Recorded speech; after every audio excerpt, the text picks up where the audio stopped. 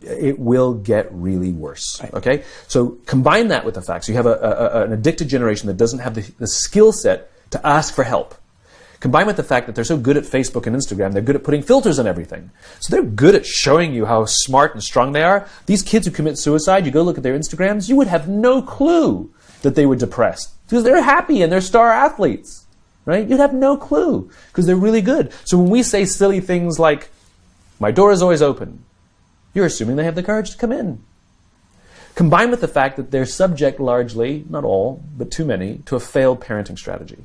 Because their parents told them they were special, they could have anything they wanted, they can be anything they want, they got medals for coming in last, which, by the way, we know doesn't work. It devalues the medal for the one who comes in first, and the one who came in last, it makes them feel stupid because they know they didn't deserve it. Right? The kids got into honors classes not because they deserved it, but because the parents complained. And some of them got good grades not because they earned them, but because the teachers didn't want to deal with the parents.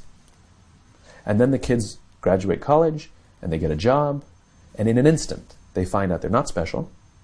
They don't get anything for coming in last. Their parents can't get them a promotion. And you can't have whatever you want just because you want it. And in an instant, their entire self-image is shattered. And so you have an entire generation growing up with lower self-confidence than previous generations. So you have lower self-confidence than previous generations, combined with an inability to ask for help with things that you're struggling with, and you turn to social media or a device, you keep checking, you count your likes, you count your likes, you count your followers, you count your followers. And if somebody unfriends you, oh my God, it's trauma, right?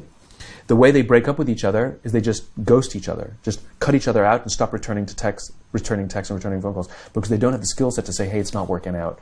It's not me, it's you, right? There's no closure on things, right? Combined with the fact there's an institutionalized impatience. So they've grown up in a world of instant gratification. You want to buy something? You go on Amazon, it shows up the next day. You want to get in touch with someone? You don't leave a message on their machine and wait 4 hours for them to get the message. You just text them and they get back to you immediately. You want to watch a movie? You just log on and watch it. You don't have to check movie times, right? Everything happens instant. You want to get a date? Swipe right. You don't even have to muster up the courage to go and be like, hey, you know? You don't have to.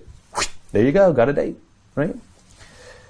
And so the problem is, they're accused of being entitled. I don't think they're entitled at all.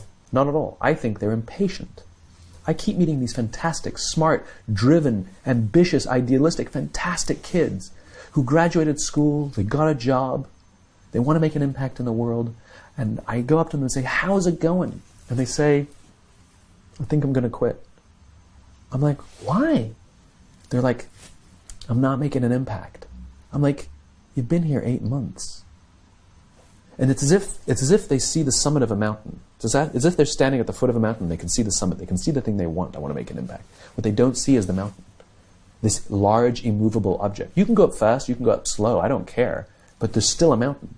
What they don't understand is that life, that relationships, and career fulfillment are a journey. There's no app for that.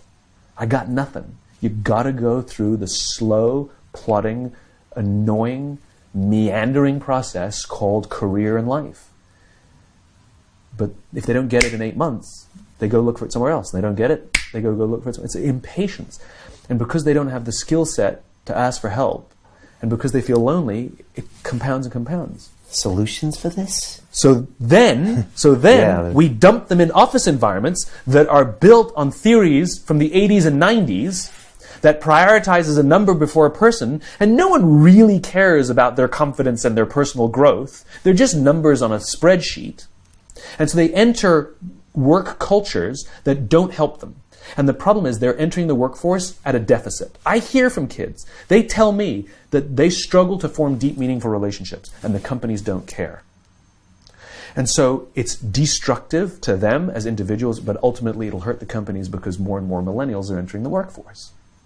I believe, to your point about solution, that now the responsibility on companies is even greater than it's ever been before to take care of its people. Because if the environments in which we're asking our youngest workers to work in isn't built to help them, I can't even imagine what the suicide and homicide and just the rates of depression, and accidental death due to overdose are going to look like in the future. it's going to reach epidemic proportions. It's already, the statistics are already alarming, and yet nobody's sounding any alarm bells.